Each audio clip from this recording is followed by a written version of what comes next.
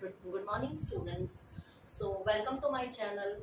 Today we have come with another topic, which is theory of demand.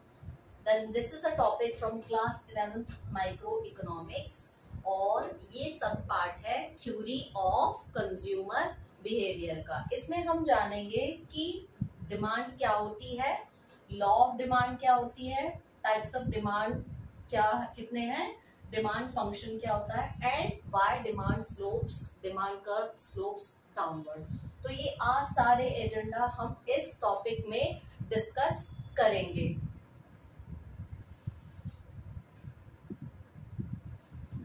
सबसे पहले शुरू करते हैं इंट्रोडक्शन टू डिमांड। डिमांड क्या होती है? बेसिकली डिमांड अगर हम कहें कि what is the difference between demand, wish और वांट, डिजायर, ये सारी चीजें अलग अलग टर्म है लेकिन हम एक ही तरह से यूज करते हैं।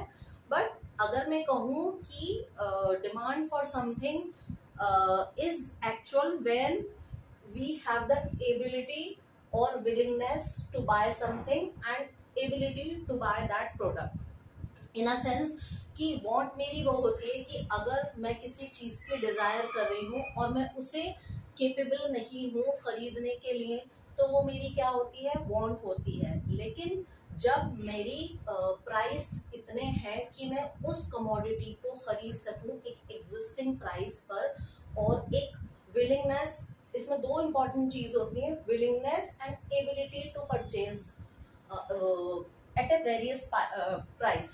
मतलब मेरी विलिंगनेस क्या है और मेरी ability to buy a good, ये मेरी डिटरमाइन करेगी कि मेरी डिमांड कितनी है प्राइस पे। एग्जिस्टिंग प्राइस जो है उस पर मेरी willingness to buy something and ability to buy that product will define demand. What that is demand. और डिमांड क्या है? Demand is a function of price.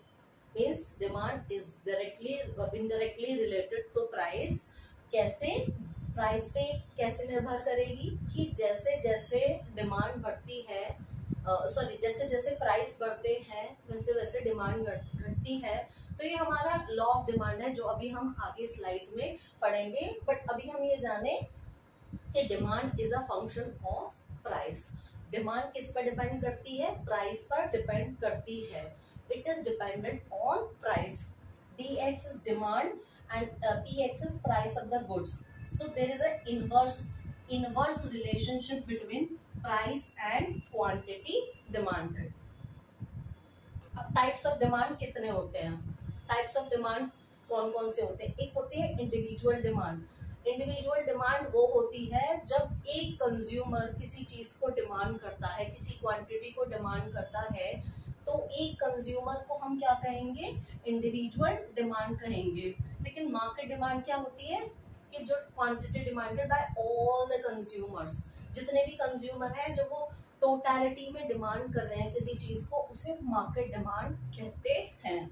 एक जॉइंट डिमांड होती है, goods use together. For example car अगर हम use कर रहे हैं तो उसके लिए हमें पेट्रोल की जरूरत होती है।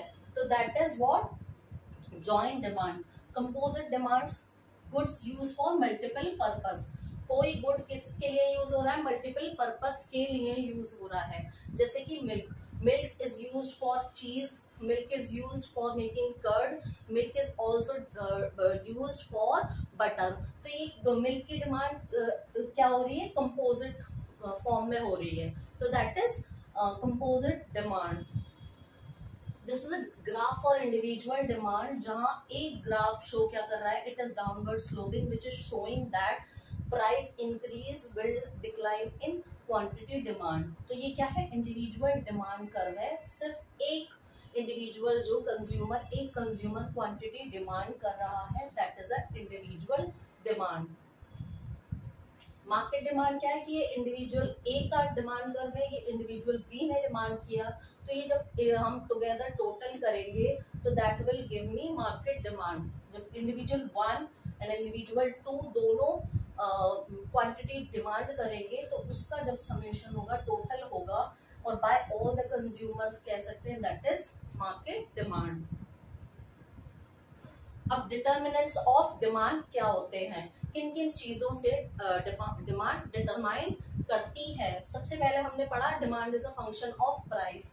तो क्या डिमांड किस पर डिपेंड करती है? प्राइस पर, कि अगर प्राइस बढ़ेगा तो डिमांड घटेगी, डिमांड प्राइस इंक्रीज होगा तो डिमांड डिक्रीज होगी। दूसरा होता है income of the consumer, consumer की इनकम पर डिपेंड करता है। तीसरा होता है प्राइसेस ऑफ रिलेटेड गुड्स, जो प्राइस ऑफ रिलेटेड गुड्स होते हैं, मतलब उससे रिलेटेड गुड्स होते हैं, उन पर डिपेंड करेगी। Consumers taste and preferences, future expectation, population and season. तो प्राइस ऑफ कमोडिटी क्या होते हैं कि the most important factor affecting demand, when price increases quantity demand decreases, when price decreases quantity demand increases, inverse relationship between price and quantity demand. Income of the consumer, higher income, जब income ज्यादा होगी तो purchasing power means लोगों को खरीदने की क्षमता ज्यादा होगी, people will buy more, and when people will buy more they will have a higher demand in case of normal goods. For inferior goods there is demand may fall when income rises. inferior goods अभी हम discuss करेंगे क्या होते हैं, बस अभी ये होता है कि डिमांड में के केस में fall as when income rises, तो ये डिमांड फॉल करेगी when income rises. Direct relationship for normal goods, inverse relationship for inferior goods. Price का डायरेक्ट रिलेशन नॉर्मल गुड्स के साथ होगा इनकम से, और इनकम और डिमांड का नॉर्मल गुड्स से पॉजिटिव रिलेशन होगा, इंफीरियर गुड्स से नेगेटिव होता है। कभी कभी क्वेश्चन पूछ लिया जाता है कि अगर इंफीरियर गुड्स होंगे तो डिमांड इफेक्ट क्या होगा, तो ये बेसिकली होता है नेगेटिव, और ये नॉर्मल गुड्स के लिए इट इज ऑलवेज पॉजिटिव। ठीक है, next consumer taste and preferences. कभी कभी डिमांड किस पे भी डिपेंड करती है? कंज्यूमर के टेस्ट और प्रेफरेंसेस पे, जैसे चेंज इन फैशन, फैशन में बदलाव होते हैं, ट्रेंड्स होते हैं, एडवर्टीजमेंट्स होते हैं, lifestyle directly affects demand.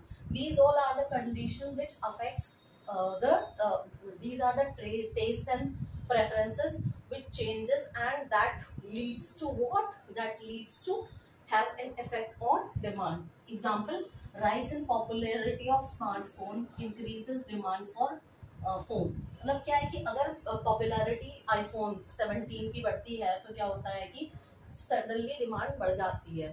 IPhone 6, 17 pro for example अगर बढ़ता है तो क्या होता है, हमारी डिमांड बढ़ जाती है। प्राइस ऑफ रिलेटेड गुड्स, मतलब सब्स्टिट्यूट गुड्स, एक रिलेटेड गुड्स होते हैं, एक होते हैं हमारे सब्स्टिट्यूट गुड्स और एक कॉम्प्लीमेंट्री गुड्स। सब्स्टिट्यूट गुड्स वो होते हैं जो एक का सब्स्टिट्यूट दूसरा होता है, कि अगर फॉर एग्जांपल टी के प्राइस बढ़े तो हम क्या करेंगे, अपनी डिमांड को सब्स्टिट्यूट कर देंगे कॉफी से, मीन्स हम टी कम खरीदेंगे और हम कॉफी ज्यादा खरीदने लगेंगे, मीन्स हमने अपने डिमांड को सब्स्टिट्यूट कर दिया। तो if the prices of tea rises, demand for coffee increases. Similarly complementary goods वो होते हैं कार एंड पेट्रोल, कि एक दूसरे पे कहीं ना कहीं डिपेंडेंट होते हैं, कि अगर प्राइस ऑफ पेट्रोल इंक्रीज करेगा तो डिमांड फॉर कार डिक्रीज करेगी। Expectation for future price. If consumer expect price to rise in the future, they increase their current demand. कि अगर उन्हें ये लगेगा कि किसी कमोडिटी के प्राइस 2 महीने बाद बढ़ने वाले हैं, मार्केट में ऐसी रूमर्स होंगी, तो वो क्या करेंगे कि वो उस कमोडिटी को डिमांड करने लगेंगे। पॉपुलेशन, सिंपल बात है कि large population higher market demand होगी, कम पॉपुलेशन होगी तो कम डिमांड होगी। Law of demand, this is very important. Law of demand क्या कहती है? Other things remaining constant, other things remaining constant, ceteris paribus इसको बोलते हैं। The quantity demanded of a good falls when its price rises, the quantity demanded for a good falls when its price rises, and vice versa, कि अगर किसी भी चीज के price बढ़ेंगे तो उसकी क्वांटिटी डिमांड घटेगी। So this is demand schedule and this is graph for demand. जो लॉ ऑफ डिमांड को कहीं ना कहीं रिप्रेजेंट कर रहा है। तो डिमांड शेड्यूल हमारा क्या कह रहा है? डिमांड शेड्यूल हमारा कह रहा है कि प्राइस जब घट रहे हैं, फॉर एग्जाम्पल प्राइस 10 थे तो क्वांटिटी डिमांडेड 50 थी, जब प्राइस 8 हुए तो क्वांटिटी डिमांडेड 60 हुई, जब प्राइस 6 थे क्वांटिटी डिमांडेड 70 हुई, जब प्राइस 4 थे क्वांटिटी डिमांडेड 80 हुई। तो क्या है, ये घट रहा है प्राइस और क्वांटिटी डिमांडेड इंक्रीज कर रही है। अगर हम इसको ग्राफ पे देखें, this is the graph, Y axis और एक्स एक्सेस पे, यहाँ वाई एक्सेस पे प्राइस है, एक्सेस पे क्वांटिटी डिमांडेड है। तो जैसे हम देखें, जब हमारे प्राइस 10 थे तो हमारी डिमांड 50 थी, जब हमारे प्राइस घटे तो हमारी डिमांड बढ़ी, प्राइस घट रहे हैं डिमांड बढ़ रही है।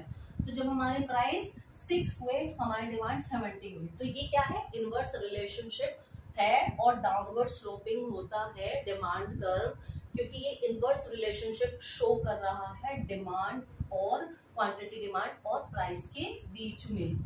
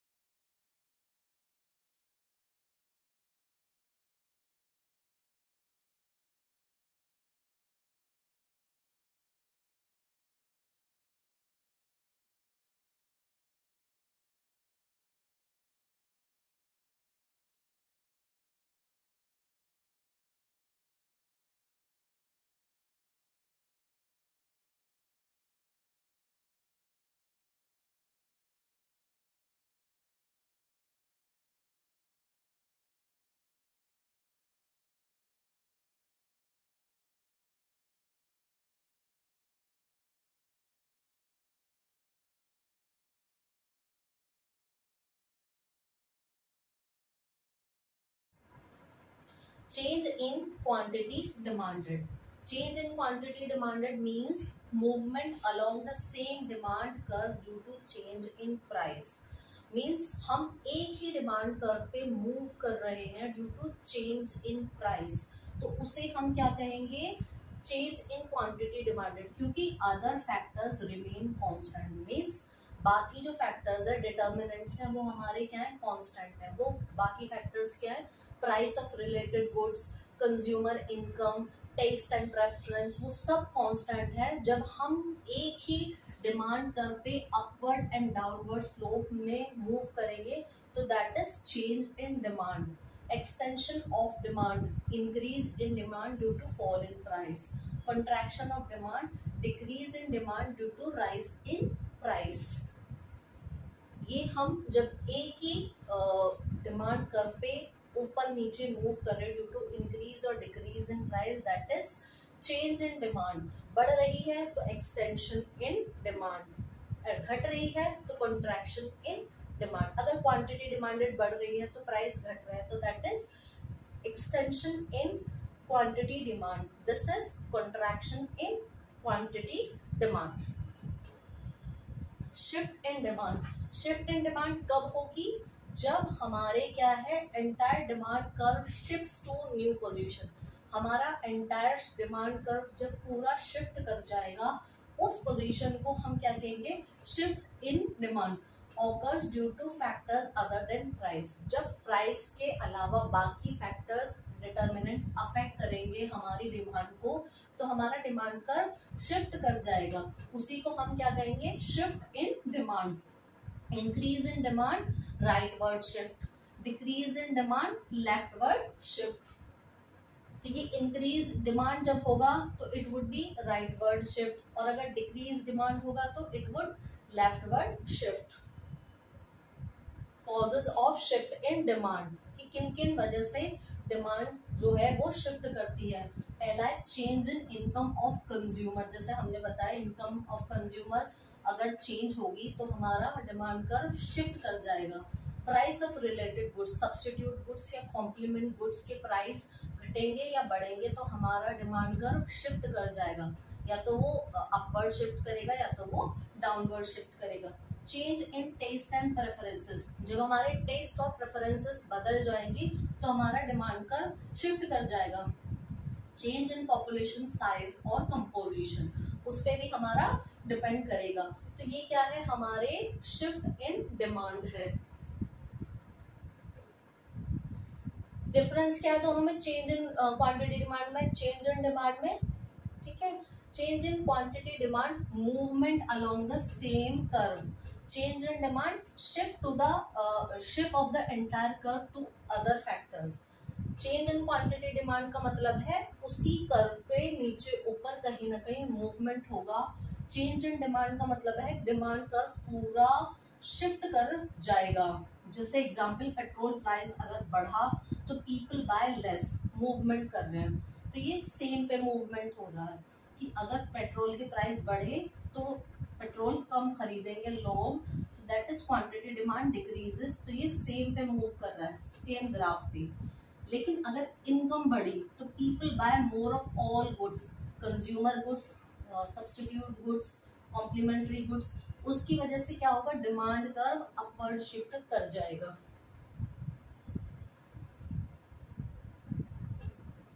जैसे कि ice cream demand increases in summer, shift in demand.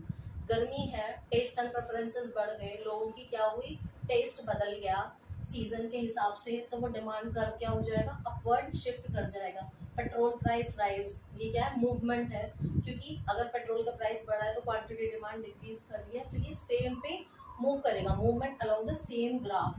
Fashion changes, increase demand for trendy clothes, तो ये क्या है, ट्रेंड्स प्रेफरेंसेस बदल गए तो कहीं ना कहीं हमारा डिमांड कर्व शिफ्ट कर जाएगा। तो समरी है, change in price, movement along demand curve, ठीक है। Change in other factor, shift of demand curve. Law of demand explain inverse relationship between price and demand. Shift helps in understanding consumer behaviour and market dynamics. Shift हमें क्या बताती है कि consumer का behaviour क्या है और मार्केट के डायनामिक्स क्या है। तो आज हमने law of demand and theory of demand को कहीं ना कहीं डिस्कस किया है और आई होप ये आपको समझ में आया होगा। Thank you very much for watching this.